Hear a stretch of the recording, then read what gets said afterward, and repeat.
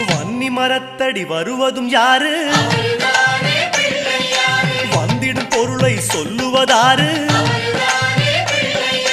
அவன் பொறி கடலை கேட்பது யாரு? நிதிமதி நிம்மதி தருவது யாரு? எருக்கம் மாலை கேட்பது யாரு? பிணக்கம் நீக்கும் சாமியும் யாரு?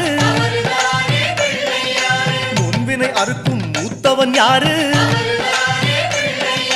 அவரும் வாழ்வது எங்க